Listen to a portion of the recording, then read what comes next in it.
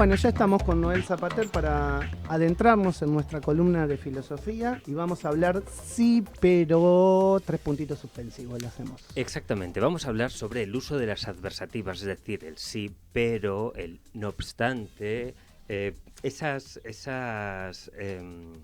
formas de expresión que introducen matices, por un lado, que también dinamizan la discusión, por otro, y también hace que se rompa la visión de la actualidad y de la realidad también en blanco y negro porque introduce matices. ¿Sí? Bien, hay por las redes un montón de memes y hay unas viñetas muy conocidas de un dibujante, Anton Gudim, creo que se llama, que ofrece dos imágenes, ¿no? Unas primeras imágenes podrían ser el sí y la que viene detrás el pero. Pongo tres ejemplos. En la primera imagen del sí, aparece una maleta con ruedas. Algo positivo, algo que Te vas de viaje. Claro, te vas de viaje, puedes llevar con mayor facilidad el equipaje, puedes llevar más peso porque te cuesta menos transportarte. Sin embargo, la siguiente viñeta es una calle empedrada. Claro. Y sería el pero. Se te complicó. Por un lado, apareces en un campo lleno de flores, plena primavera, un sol radiante, una temperatura súper agradable. Este sería el sí, que es algo positivo. El pero resulta que eres alérgico al polen. Claro. Hoy, y por último, consigues pagar con el ahora 35 un viaje a Nueva York o a Mar del Plata, te compras un souvenir de cualquiera de las dos ciudades y debajo pone Made in China. Claro. Sería el sí, algo positivo. Por no decirte que pagaste todo el viaje y te agarró la pandemia. Este tipo, claro, por ejemplo, sí, es verdad. Este tipo de contraposición o disyuntivas que nos ofrecen estas viñetas sobre las adversativas no hacen más que delatar lo absurda que es a veces, hipócrita y también ridícula nuestra realidad o nuestra propia vida, ¿no? Porque siempre encontramos algo que nos hace desequilibrar o equilibra de forma descompensadamente, de forma descompensada. Bien, pero sí, el sin embargo o el no obstante, son solo tres de las que más usamos, se han convertido hoy por hoy y tristemente en un ataque frontal.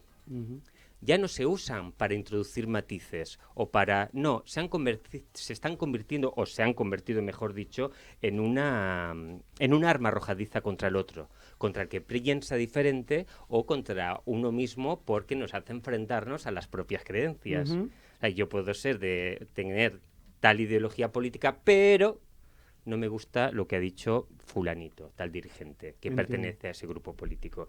Bien, eso por un lado. Y por el otro, eso, que traicionan nuestros propios ideales o nuestras propias, como decía, ideas. Ideas y no o convicciones. Claro, y no es agradable. No, perdón, no es que no sea agradable. Nos cuesta pensar que quizás lo que pensábamos es errado. Que podemos estar equivocados, pero no me quiero adelantar. No hace falta ser un genio, ni tampoco en su defecto un filósofo, para darse cuenta que este tipo de adversativas nos hacen enfrentar a nuestras tesis y a nuestras antitesis. Es lo que acabo de explicar hace un segundo, ¿no? Que quizás muchas veces el uso de la adversativa, hablo figurativamente, ¿no? Te hace confrontar, reafirmar una tesis propia, pero también al mismo tiempo confrontarla, porque te hace ponerte delante de la verdad o la que es tu verdad y te puede reafirmar o puedes darte cuenta de que estabas errando o estabas equivocado y tener que retroceder. Por otro lado, la expresión que utilizaba hace un instante sobre un político, por ejemplo, ¿no? Que dice, un político o una persona de la calle dice, yo soy esto, pero... Claro, eso denota algo terrible, que es racismo. Todos los sismos negativos. El racismo, yo no soy racista, pero el pero, ya no hace falta que digas nada más. Ya te califica como racista. Yo no soy machirulo, pero... Así con... Hay una frase de Groucho Marx que dice, ¿no? Tengo mis principios, si no les gusta, tengo otros. Exactamente. Bueno, esto es un intento por ocultar, básicamente, como decía, un clasismo, el racismo y todos los sismos negativos, como decía hace instantes, que se nos puedan ocurrir, o las fobias, ¿no? Homofobia, en fin. Lo que pasa es que el abuso también de este tipo de expresiones, de las adversativas, también es peligroso. ¿Por qué? Porque hace que el abuso de ello y de estas estructuras hace que convulsione el mundo político, a los propios políticos y a nosotros mismos. Nos ha vuelto alérgicos a cualquier tipo de idea diferente a la propia. Solo hay que ver el mundo político, cómo está el panorama. Yo te digo que cuando lo analicemos con Josefina hoy nos vamos a querer agarrar la cabeza, así que prefiero que sigamos con filosofía. Exacto. Después nos metemos en la política. Bueno, como decía, el abuso de las adversativas te hace o te convierte en una persona ajena a los matices, que no te gusta que te lleven la contraria. Por otro lado, también nos limita, nos convierte en alérgicos, ¿no? de ese tipo de pensamientos que no son afines a los nuestros. Por otro lado, como decía, acentúa todavía más la polaridad entre el sí o el no, la verdad o la mentira. La grieta, en definitiva. La grieta. ¿Sí? Y luego hace que, bueno, se inhiba propiamente por su uso la propia adversativa, el propio uso de la adversativa, por miedo a que sobre todo, nos señalen, por ser diferentes, claro, por pensar diferentes, y lo que hacemos es ser guardianes, custodios y muchas veces presos de nuestros silencios. ¿Sí? Porque, claro, el hecho de callar y ser preso del propio o vigilante de los propios silencios nos convierte en, ¿cómo expresarlo?, en guerreros al acecho detrás de las redes sociales, esperando a que la persona que piensa diferente nos ataque para poder ir encima con toda la artillería. Y esto es muy peligroso, como digo. Que sucede bastante. Claro, no solo a nivel usuario, individuo, claro, persona que pertenece a la sociedad, sino también al mundo político. Y siento volver a hacer referencia al mundo político, abstrayéndonos un poco de lo que está sucediendo en Argentina. ¿Sabes dónde pasa mucho eso? En Twitter. Bueno, justamente iba a Twitter decir es eso. Como un... Twitter, que no deja de ser una red social, es el portavoz de todo dirigente político y de toda ideología política.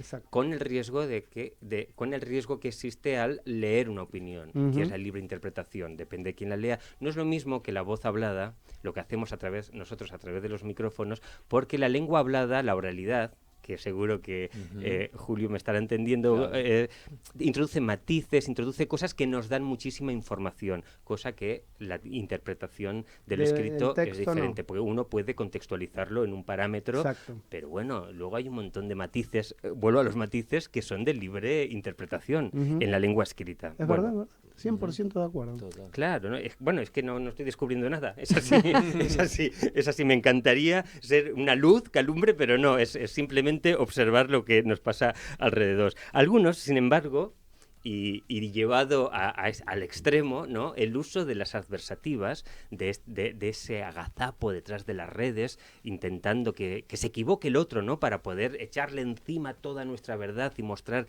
lo equivocado que está. Esto hace que se adopten posturas que en lugar del diálogo son sustituidas por el ataque y por el insulto. La agresión. La agresión en sí. Sobre todo por el insulto descalificativo. No se reduce a una palabra malsonante que hace poner en duda tu paternidad, por ejemplo, o si eres hijo de, sabe todo el mundo a qué me refiero. No, hay muchos insultos muy bien estructurados, con muy buenas palabras, que hacen tanto o más daño que una palabra concreta que una palabrota que te digan directamente. Exactamente. Y esto, bueno, hace que mucha gente confunda la franqueza con el insulto. Ser franco no significa ir insultando a la gente. No, tampoco herir, ¿no? Porque se ve mucho eso ahí, ¿no? Se ve mucho. Exactamente, por eso el confundir la franqueza con el insulto, nada que ver, señoras y señores, no tiene nada en absoluto que ver. Yo puedo ser... Es como cuando te dicen, mira, yo soy muy sincero, pero... Yo soy muy sincero, pero no, porque el pero ya... Yo ya por defecto desconfío de quien me dice, yo soy muy sincero. Uy, agárrate porque vienen curvas. Eso no se dice, eso no se demuestra. Exactamente, y si se piensa se calla.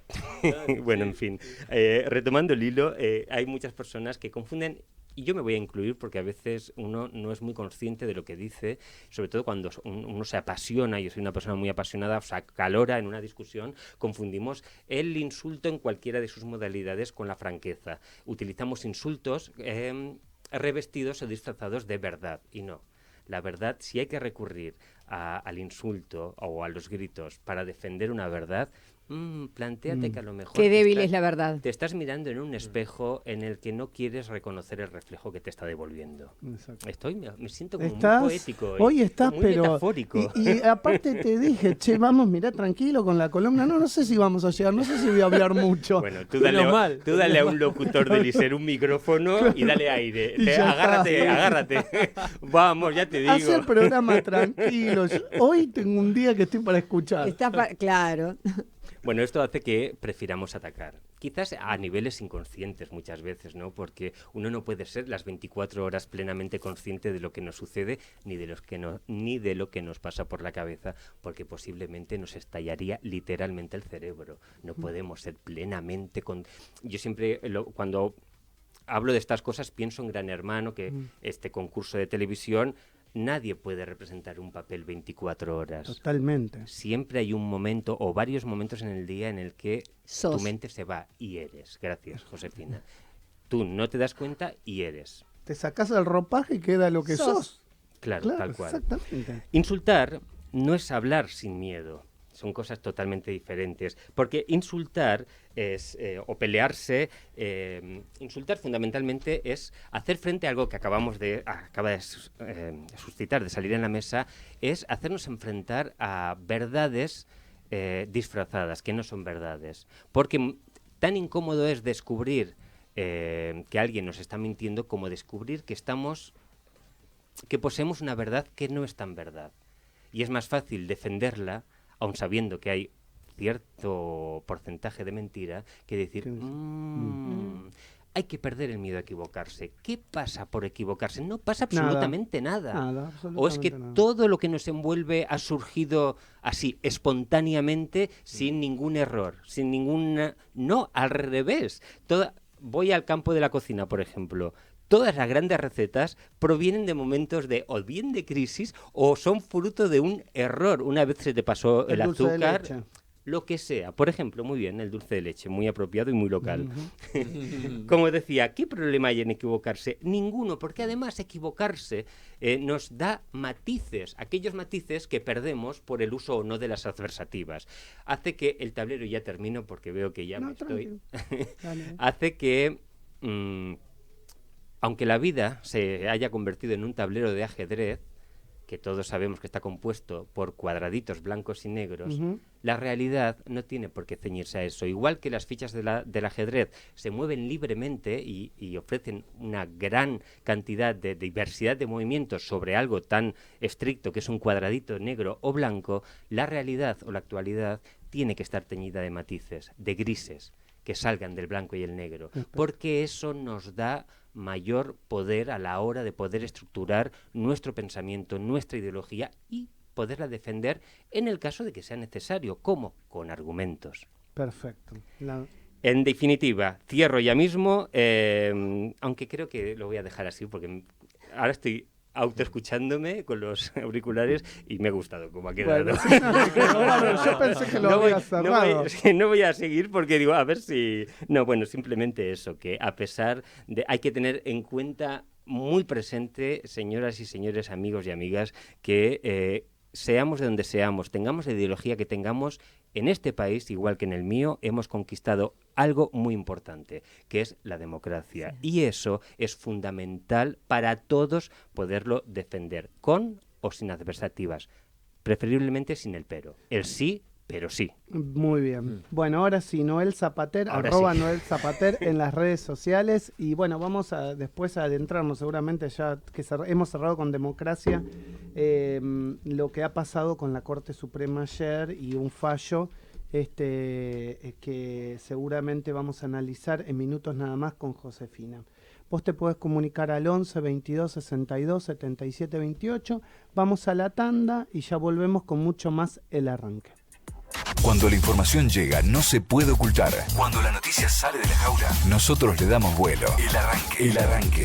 El protagonista sos vos.